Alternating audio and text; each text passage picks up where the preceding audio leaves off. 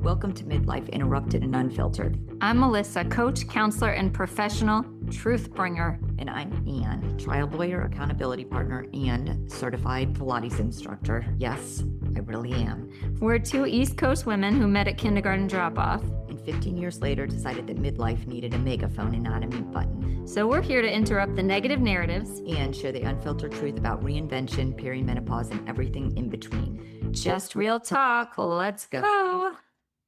Welcome to episode 13, Silencing the Inner Critic. The voice in your head is lying to you. So welcome back, and that's what we're going to talk about. This is the messy truth. We all have that voice in our head, and we're going to talk about the beauty of telling it to quiet down.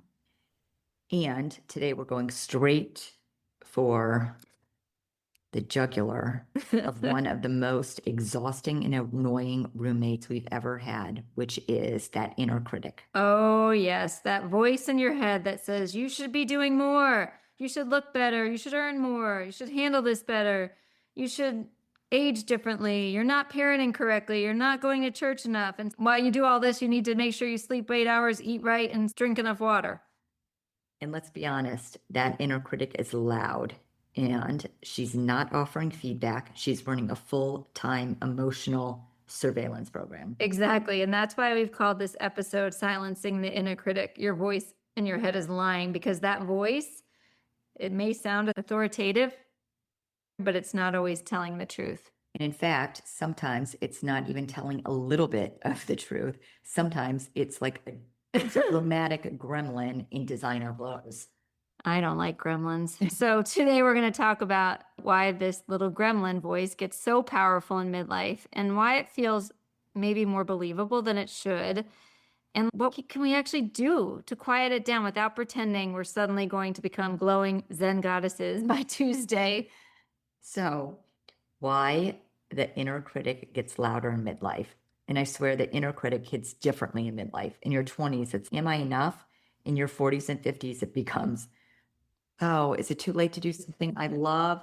Oh, did I spend too much time and waste too much time on something that wasn't really important?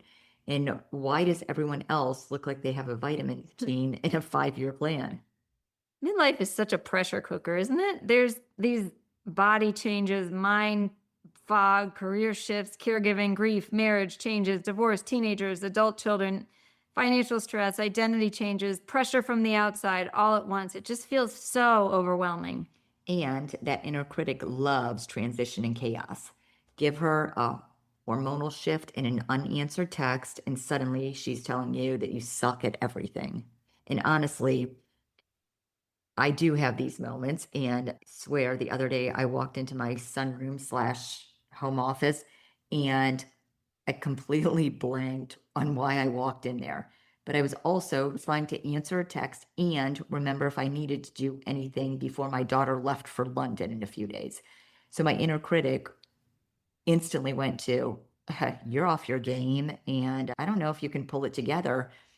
And I had to catch myself and instead reframe that as, okay, right now you're overstimulated, you're juggling too many balls, and you're engaging in way too much multitasking at this moment. Give yourself some grace. And yesterday I came home from work after being with clients all day, and I'm training for a race, and so I knew I had to do a run, and I came home and I just laid on the couch, and the doggies came and snuggled me, and I said, you know what, screw this. I'm going to put my legs up, and I'm not going to do anything but snuggle the dogs and sit in silence while my husband took my daughter to dance. And that's what I did. And you know what?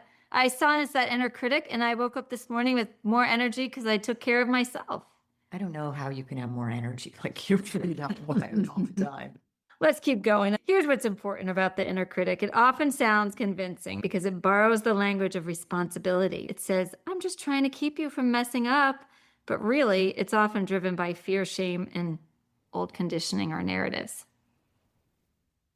And that hits pretty hard, and did when I first realized it, because my inner critic always sounds like she's trying to help me. And she'd say things like, oh, if you don't stay hard on yourself, you're going to get lazy and you're going to be out of shape, or you're not going to have your edge anymore.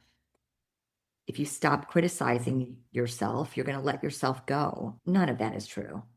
And so many of us have been taught that self-criticism is the price of excellence. Like we have to almost keep our game on. And when we tell ourselves that being hard on ourselves is what makes us strong, disciplined, desirable, productive, or respectable. And this is back to one of our earlier episodes. I know we talked about what we needed to change about what we tried to show people of who we were. And I know both of us had felt like we had to keep it all together. Guess what? That was the inner critic talking to us. Absolutely. And meanwhile, while you're telling yourself that, oh, you have to be stronger, more disciplined, meanwhile, a lot of us are overexhausted, second guessing something we sent in a text or we put in a text, and even apologizing to the barista because they screwed up our order. And let's just say it, the critic isn't the truth. It's the gremlin, and it's a little monster. So let's remember that. That not every thought that we think is actually true. So, Mel, for the women in the back, organizing everybody else's appointments and multitasking at this very moment while listening to this podcast, what do we want to tell them clearly again? Not every thought you think is true. Amen, sister. And just because a thought is loud, repetitive, or familiar absolutely does not make it factual. And that statement right there is so important. Actually, experts describe a lot of inner critic thinking as distorted thinking, and that's what we talk about in the psychology world. And distorted thinking are patterns like catastrophizing or perfectionism or filtering out the positive or mind reading or just personalizing everything. In other words, your brain can tell a very dramatic story and present it as evidence when we have this distorted thinking. So, for example, with this distorted thinking, like you forget one thing at work and your brain goes, obviously, this is the beginning of the end of your career and you're in your professional decline. Or maybe you catch a glimpse of yourself in harsh lighting and suddenly decide, oh my God, I need extra Botox filler or new makeup in that little line in my crease of my smile. And I personally think some of the salon mirrors are agents of chaos. I believe that. They really are. And I think for so many midlife women, the inner critic takes normal human moments like being tired or needing a rest or changing direction or not wanting to be everybody's everything all the time. And then it spins them into some type of moral failure. Yes. It turns I'm overwhelmed into I'm weak. It turns I need support to I should be able to do this alone. It turns my life is changing into I'm losing myself. And that's the lie. The lie is not just you're not enough. The lie is that your worth is up for review every single day. So, what does the inner critic actually sound like? Should we name a few common inner critic phrases? Because I think sometimes hearing them out loud might help us catch them faster. Definitely. So here we go. You start. Bring it on. You're too old to start over. Everyone else has this figured out. You should be handling this better. If you were stronger, smarter, prettier, calmer, more organized, this wouldn't be happening. Oh, you've missed your chance. And my personal least favorite is, who do you think you are? Yeah, that one. That one showed up for me when I signed up for getting my certification for coaching a few years ago. And I remember hovering over this registration thinking it was like this legally binding blood oath. And the voice came in fast, like, really? At your age, you think you're going to study and take all these courses and all these tests? You're going to try this now? And really what struck with me later is how quickly excitement had turned into self-doubt. And it wasn't because anything was wrong. It was just because I was daring to be new at something again. And the who do you think you are is such a weaponizing sentence because it doesn't just question what you're doing. It questions whether you have the right to take up that space at all. So if any of those phrases I mentioned felt familiar earlier, let me just say this to you directly. Familiarity does not equal truth. Sometimes it just means the pathway in your brain is well protected and well practiced, but repetition makes thoughts feel official. And when a repeated lie is a lie, it's still a lie. So let's reframe these and make them not lies and positive. So let's talk about how to answer the inner critic without becoming what we call toxic positive. Yeah. Now, when we say silence the inner critic, we do not mean slapping a glitter sticker over pain and pretending everything is amazing. So we are not here for just love yourself, babe, while your nervous system is on fire. Exactly. The goal is not fake positivity at all. The goal is truthful compassion. Truthful compassion is good. And when the critic speaks, let's try a 4-step response and give it a little framework. What do you say? All right, give us those 4 steps. The first thing is name it. Say to yourself, that's my inner critic gremlin talking. Not, oh, that's the truth. Not, that's who I am. It's just the little gremlin. That's the critic. And I love that because it creates space. It's the difference between being inside the storm versus watching that storm pass by your window. And then after you name it, let's check the evidence. Ask, what evidence do I have for this? Is this thought completely true? What facts support or contradict it? I'd like evidence. So instead of I am messing everything up, maybe the truth is I made one mistake while juggling 17 things in being human. And then when you do that, you replace that cruelty that you're giving yourself with accuracy. Not fantasy, accuracy. Instead of I'm failing, maybe you just say I'm in a hard season. Or instead of, oh my gosh, I'm a mess, try I am just stretched so thin. And maybe if you say, oh, I'm too old, it's too late, try I'm still becoming. I'm becoming in the new me.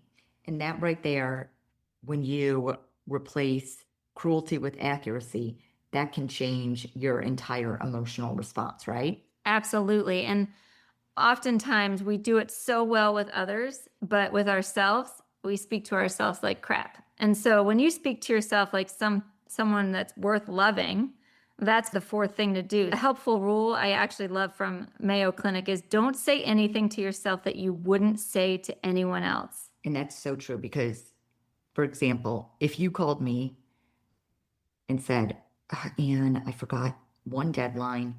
My adult daughter needs me. My teenager rolled her eyes at me 10 times today and I'm losing my mind. I would not say, correct, you are losing your mind. You are a disgrace. Hopefully not. I would cry. Hopefully not. But that's something that I might respond to myself with my inner critic if that same conversation were going on in my head. And that's why we're on this topic. But I do want to segue here. And I have to admit that just yesterday, it was a gorgeous day here in Kansas City. And I had the top down on my convertible. And for those of you who know me, I love gangster rap. So I had my Notorious B.I.G. Pandora playlist playing. And for a second, I seriously had the thought, oh my God, Anne, you're too old for this, which I would never say to Mel or any friend. And you know what? And then I changed the narrative and I thought, Good fuck for you. that. I Good for thought, that. nope, I'm not too old. I'm a badass. You are a orange badass. her convertible and the privilege of driving on a beautiful day with the top down, listening to my Notorious B.I.G. Pandora station. And to that, I say, watch her, folks. Watch her. I love it. But that was really like I had the thought and then I instantly reframed it and took it from being critical and replaced it I with think accuracy. that's awesome. So next time, if you're in this vicinity and you hear gangster rap or you hear anything else, you know it's Anne. All right. Midlife reframe. Yeah. We talk about this idea that midlife is decline again, because I think this inner critic feeds on that really mean cultural story. Absolutely. Midlife women are constantly being sold the message that they're becoming less relevant, less attractive, less visible, and less valuable. And that message is deeply harmful because what many women are actually becoming is clearer, more discerning, less tolerant of nonsense, more honest about what they need and what they want, and more authentically them. So true, because midlife is not loss.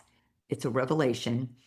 It's the season when you're finally realizing I don't have to keep auditioning for my own life, or I don't have to say yes to things I don't want to do, and I don't have to care what other people think if I'm honoring how I feel and what I want.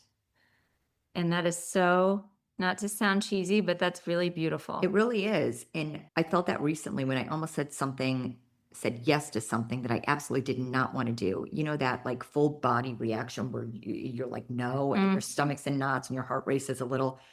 And I could hear that revving up of don't be difficult, don't disappoint anybody, be agreeable, they're counting on you. And I paused and thought, what if being true to myself is better than being liked in this moment? And that was a tiny thing, but it really did feel huge. And it felt good. And I did not regret saying no. And I bet you woke up the next day with more energy like I did after last night. That's a powerful thing. And it's a realization that you can do that, because research even tells us that midlife women, if we have self-compassion, that may support healthier attitudes towards aging or better well-being. And so this isn't indulgence. It may actually be an important internal resource during this stage of life. Yeah. So takeaway and lesson is be kinder to yourself.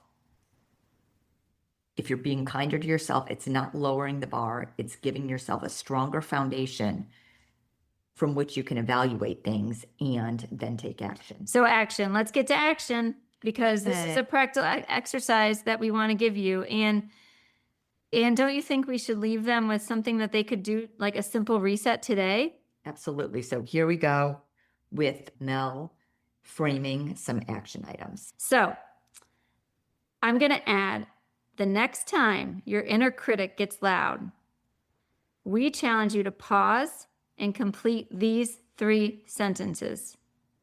One thing my inner critic is saying right now is blank, but the truth is blank.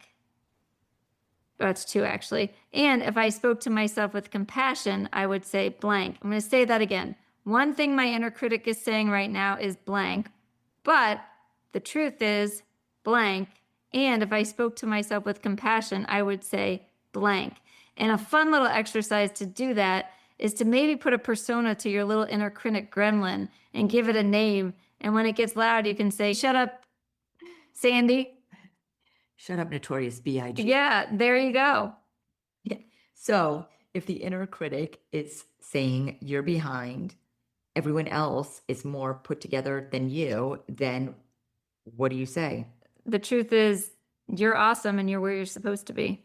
And the truth is I'm carrying a lot and I'm allowed to move at a human pace. Beautiful. And if I spoke to myself with compassion, I would say, I'm not behind. I'm living a real life, not an Instagram curated one. That's it. That's the work, not perfection, interruption. All right. I like that.